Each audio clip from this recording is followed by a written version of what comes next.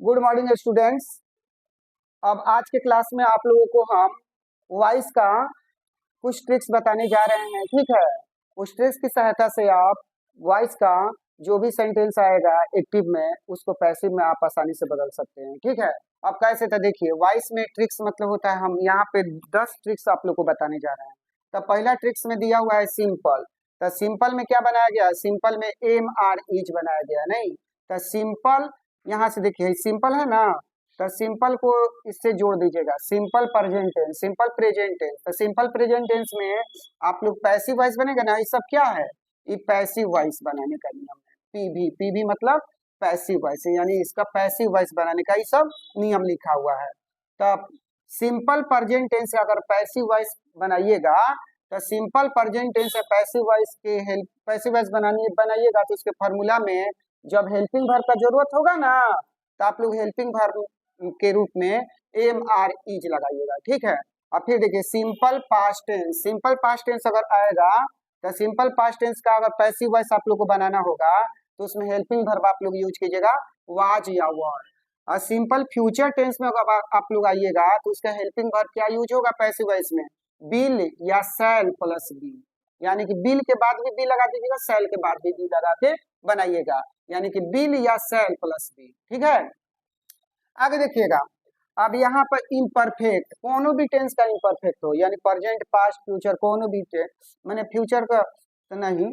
ठीक है, हम मतलब हम क्या कर रहे हैं, इम्परफेक्ट में हम हेल्पिंग वर्ब मतलब कि क्या करेंगे, जो हेल्पिंग वर्ब होगा ना तो हेल्पिंग वर्ब हम यूज कर लेंगे, helping verb plus B E, यानी कि इम्परफेक्ट में हम क्या हेल्पिंग वर्ब यूज करेंगे, टेंस के हिसाब से हम लोग हेल्पिंग वर्ब यूज कर लेंगे, और उसमें नया चीज क्या करेंगे, इसमें नया चीज बीइंग जोड़ देंगे।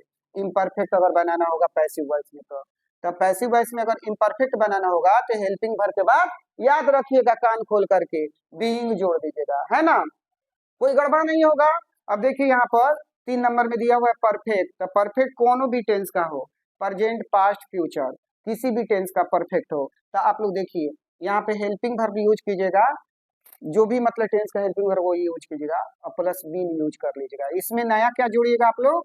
बीन। क्या जोड़िएगा परफेक्ट में? बीन। याद रखिएगा बीन जोड़ करके बनाना होता है पैसिव वॉइस किसका? परफेक्ट का। ठीक है ना, अब देखिए ये वाला हो गया। अब देखिए यहाँ पर मॉडल वर्ब्स आता है, जैसे मॉडल वर्ब में आप लोग मालूम है ना कि मॉडल वर्ब में मतलब जो भी आता है, जैसे can, could, may, might, will, shall, ठीक है, शुड, वुड, ठीक है, मस्ट, अवर टू, ठीक है, ये सब मतलब मॉडल वर्ब है। उसके बाद से ये सब जब भी आएगा, ये सब जितने भी आता है मॉडल वर्ब, इस सारे मॉडल वर्ब को देख करके पहचान करके उसके बाद मतलब क्या जोड़ दीजिएगा? बी जोड़ करके इसका पैसिव वॉइस बनाइएगा, यानी मॉडल वर्ब के बाद बी जोड़ दीजिएगा। ठीक है ना, तो पैसिव वॉइस उसका बन जाएगा। अब देखिए इंपेरेटिव सेंटेंस है, यानी कि हाई क्या है? इंपेरेटिव सेंटेंस है आप लोगों का। तो इंपेरेटिव सेंटेंस हम सभी जानते हैं कि मेन वर्ब वन से शुरू होता है। तो मेन वर्ब वन से जब कोई मतलब सेंटेंस शुरू होगा तो उसको इंपेरेटिव सेंटेंस कहेंगे। इंपेरेटिव सेंटेंस का पैसिव वॉइस बनाने के लिए उसमें क्या यूज करते हैं? लेट। लेट के बाद क्या यूज करते हैं? बी। बी के बाद क्या यूज कर? लेट। सबसे पहले क्या करते हैं इंपेरेटिव का पैसिव वॉइस बनाने के लिए? तो सबसे पहले लेट का यूज करिएगा, और लेट प्लस ऑब्जेक्ट। ऑब्जेक्ट के बाद क्या यूज कीजिएगा? बी। अब बी के बाद क्या यूज कीजिएगा? Main verb three. अब मेन वर्ब थ्री के बाद क्या यूज कीजिएगा? Remaining matter. ठीक है ना, यहाँ पर समझ आ ना गया? Let, object, be, main verb three plus remaining matter आ रहे। क्लियर हो गया?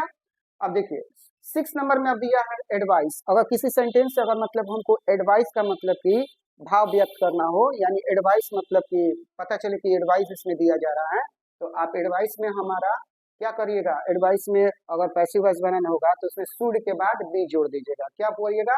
शुड के बाद बी जोड़ दीजिएगा। ठीक है ना, अब देखिए फिर कैसे। अब हेल्पिंग वर्ब के बाद अगर मतलब टू आ जाए तो क्या कीजिएगा?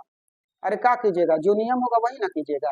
देखिए कैसे, हेल्पिंग वर्ब प्लस टू होगा तो हेल्पिंग वर्ब प्लस टू, और उसमें सिर्फ आप बी जोड़ दीजिएगा, यानी है टू जहां दिखा तहां मतलब आप बी लगा दीजिएगा। ठीक है ना, टू जहां दिखा तहां पे बी लगा दीजिएगा। अब मेन वर्ब थ्री इसका बपौती संपत्ति है, पैसिव वॉइस का मेन वर्ब थ्री क्या है? इसकी बपौती संपत्ति है, इसकी बाप की संपत्ति है। मेन वर्ब थ्री आप इसमें मतलब जरूर से जरूर लगाइएगा पैसिव वॉइस में, है ना। पैसिव वॉइस बनाइएगा जब भी तो उसमें मेन वर्ब का तीसरा ही रूप यूज कीजिएगा। ठीक है ना, चलिए अब देखिए इसमें क्या है? रिक्वेस्ट, रिक्वेस्ट का मतलब हो गया कि अगर मानते हैं प्लीज आए या काइंडली से आए सेंटेंस, तो समझ में आ जाना चाहिए कि क्या मतलब है इसका, रिक्वेस्ट कर रहे हो वाक्य में। तो रिक्वेस्ट के लिए मतलब जब भी कोई सेंटेंस आएगा ना प्लीज या काइंडली से, तो समझिएगा कि प्लीज या काइंडली हटा दीजिएगा। अब उसका पैसिव वॉइस कैसे बनाइएगा, यू आर रिक्वेस्टेड टू। और यू आर रिक्वेस्टेड टू के बाद मतलब आपका जो भी मतलब कि सेंटेंस में वर्ब हो चाहे कुछ भी हो, आप मतलब उसका यूज कर लीजिएगा, ठीक है ना। देखिए यू आर रिक्वेस्टेड टू, तो यू आर रिक्वेस्टेड टू हो जाएगा, तो यू आर रिक्वेस्टेड टू। अब उसके बाद से अब मतलब जो भी चीज इसमें आए, जैसे वर्ब आ जाए तो वर्ब का यूज कर लीजिएगा, मतलब कि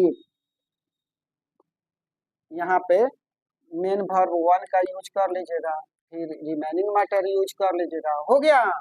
तो ये पूरा मतलब कि सेंटेंस में आप लोग यूज कर लीजिएगा, यू आर रिक्वेस्टेड टू, जो उसका मेन वर्ब होगा उसका मेन वर्ब यूज कर लीजिएगा, और रिमेनिंग मैटर जो बचा हुआ रहेगा वो रिमेनिंग मैटर लिख लीजिएगा। अब फिर देखिए यू आर ऑर्डर टू, तो यू आर ऑर्डर टू कब यूज कीजिएगा, जब मतलब वाक्य में ऑर्डर का पता चले, यानी कि लगे कि कोई हमको ऑर्डर दे रहा है, तो आप समझिएगा कि लगे कि कोई ऑर्डर मतलब कि मुझे दे रहा है, तो इसका मतलब हो गया कि ऑर्डर दे रहा है, तो इसका मतलब क्या होगा कि यू, इसका पैसिव वॉइस बनाना होगा, तो यू आर ऑर्डर टू लिख दीजिएगा। तो यू आर ऑर्डर टू लिख करके इसमें क्या जोड़िएगा आप लोग, उसका मेन वर्ब जो है, मेन वर्ब वन जोड़ दीजिएगा प्लस रिमेनिंग मैटर जोड़ दीजिएगा, हो गया, ठीक है, कोई इसमें दिक्कत नहीं है ना। अब फिर देखिए यहाँ पर लास्ट लिखा है हूँ, तो हूँ को कैसे बनाएगा, हूँ को भी बनाना बहुत आसान है। देखिए अगर हूँ से सेंटेंस अगर आएगा ना एक्टिव वॉइस में, तो उसका पैसिव वॉइस बनाना होगा, तो आप लोग क्या बनाइएगा, बाई, बाई पहले लगाइएगा और उसके बाद से बाई हूँ, यानी कि बाई के बाद हूँ जोड़ दीजिएगा। अब बाकी जो मतलब स्ट्रक्चर है उस स्ट्रक्चर के हिसाब से आप मतलब इस सारे का पैसिव वॉइस बना दीजिएगा। देख लीजिएगा मतलब पैसिव वॉइस बनाने का मतलब हो गया कि अगर अफर्मेटिव का मतलब कि पैसिव वॉइस बनाना है तो अफर्मेटिव का ही फॉर्मूला से बनाइएगा, नेगेटिव का पैसिव वॉइस नेगेटिव का फॉर्मूला से बनेगा। इंट्रोगेटिव में अगर मतलब बनाना है पैसिव वॉइस तो इंट्रोगेटिव के फॉर्मूला से बनाइएगा, और इंट्रोगेटिव प्लस नेगेटिव में अगर बनाना होगा पैसिव वॉइस तो इंट्रोगेटिव प्लस नेगेटिव के फॉर्मूला से बनाइएगा। और डब्ल्यूएच क्वेश्चन का पैसिव वॉइस बनाना होगा तो डब्ल्यूएच क्वेश्चन का पैसिव वॉइस डब्ल्यूएच क्वेश्चन में ही बनाइएगा, और डब्ल्यूएच प्लस नेगेटिव का अगर बनाना होगा तो डब्ल्यूएच प्लस नेगेटिव का ही पैसिव का ही डब्ल्यूएच प्लस नेगेटिव का ही फॉर्मूला से उसका पैसिव वॉइस बना दीजिएगा, ठीक है ना, समझ में आ गया, अब कोई दिक्कत नहीं है। तो चलिए आज का क्लास आप लोगों को आशा करता हूँ कि अच्छा लगा होगा, ठीक है। मेरे वीडियो को पहली बार आप लोग देख रहे हैं तो सबसे पहले इस मतलब चैनल को मतलब सब्सक्राइब कर दीजिए, दोस्तों में ज़्यादा से ज़्यादा शेयर कीजिए, और मेरी वीडियो को ज़्यादा से ज़्यादा लाइक कीजिए, और जो भी कमेंट करना है कमेंट बॉक्स में कीजिए, आप लोगों को वीडियो कैसा लग रहा है, हम आपके कमेंट का जवाब अगले वीडियो में देंगे। Thanks for it.